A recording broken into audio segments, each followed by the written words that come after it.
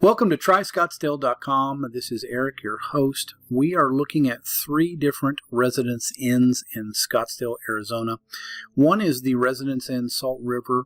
It's pretty much close to the eastern side of Scottsdale along the 101 freeway. It's close to Talking Stick. It's close to the areas where they have spring training ball in the early to mid-spring.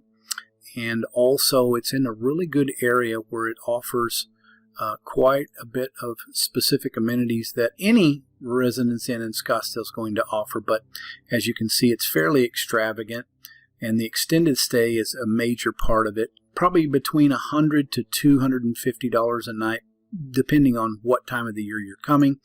They've got 2-bedroom suites. They've got the smaller studio and a slightly larger suite. But if you have a 1-bedroom or 2-bedroom, you're bringing a family, then obviously that's a really good choice for you. The amenities are a restaurant with the kitchenettes normally in pretty much every suite that I could remember. The fitness center is also very nice.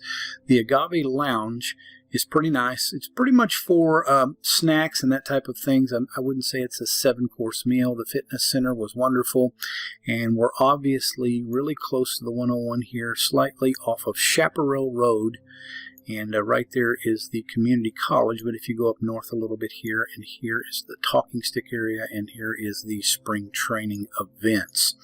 Okay. On to a Residence in Scottsdale North. Now, I've stayed at this one as well. This is the second one. Now, it's not really, I'm not putting these in a row of which one's the best or the worst, but I will say that the Residence Inns in Scottsdale specifically are very, very exclusive to me. I think they're very nice. You're going to get exactly what Marriott and Residence Inn offer and promise to offer. You can see the front end there. Now, this is fairly close to Frank Lloyd Wright and Bell Road, so you're going to have a little bit of noise, but these rooms seem to cut those noises down quite a bit. Okay, and yes, it is pretty much a typical Residence Inn. I felt that it was a little bit overpriced when I did stay there, but normally this place is about $120 to maybe even up to $300 per night, depending on when you want to stay.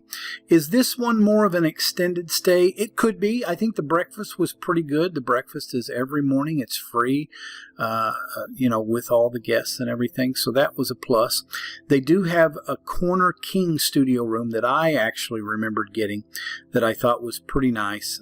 I swam every day that I was there for I think a week.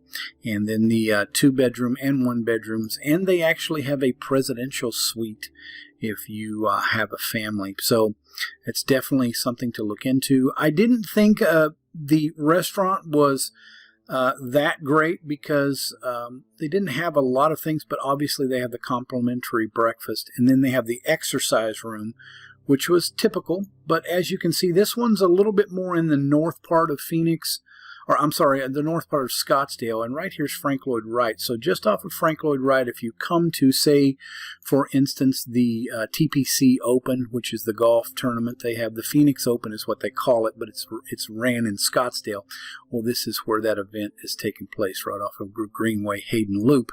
And right in here, there's a plethora of places to go eat. So you could even actually go and walk down the street. You'd have to cross a major crossroad there. But definitely something that would be probably worth your while. And that is the Residence in Scottsdale North. And finally, the third one that we're going to get into in this video is the Residence Inn Phoenix Desert View at Mayo Clinic. Now, this is actually not quite in Scottsdale, Arizona. It's on the fringe, but I decided to add it anyway because a lot of times people that want to know about Scottsdale, they're going to intermingle with Scottsdale anyway when they come to visit the Mayo Clinic. And I've actually stayed at this one as well. I thought this one was actually the nicest. It had the best place to grill and the best place to cook out and the best kitchenette that I could remember in any Residence Inn that I've ever been in. And as you can see, the amenities are very typical of a very nice Residence Inn in and or around Scottsdale, Arizona.